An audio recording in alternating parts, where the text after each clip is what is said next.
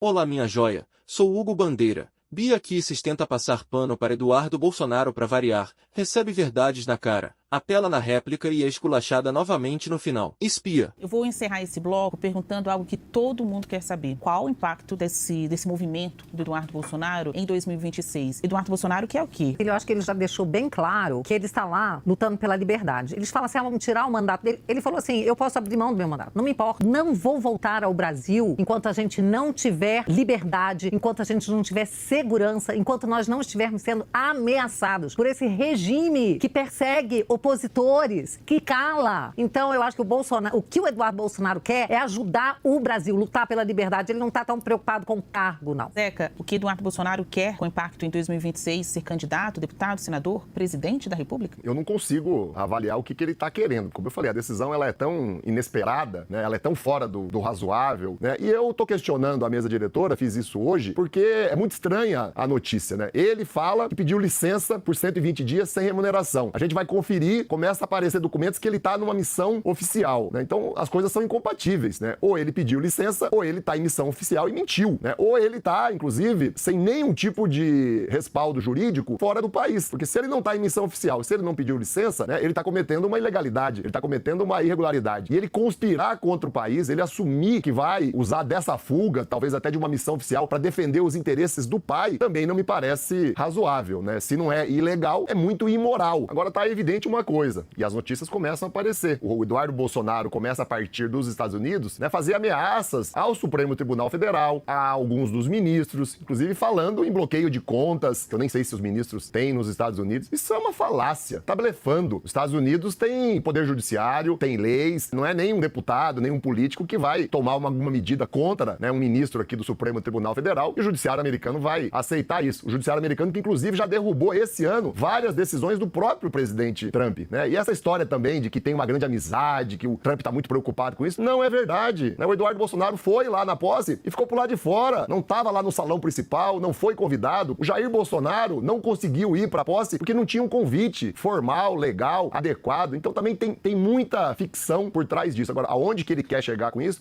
Pra mim, ele desanimou, né? Ele perdeu a fé, ele não quer mais exercer o mandato. Se ele tiver, inclusive, nos assistindo, eu quero dar essa sugestão pra ele. Eduardo Bolsonaro, renuncie ao mandato, respeite o povo de São Paulo, respeite o regime democrático do nosso país e respeite a Câmara dos Deputados. Porque o que você está fazendo é um desrespeito a todos nós. Eu estava lá. Eduardo foi convidado, Bolsonaro não foi, não é porque não teve convite, não. Isso é ridículo. Ele não foi porque o ministro Alexandre de Moraes não liberou o passaporte dele. Veja o nível da ditadura que nós estamos vivendo.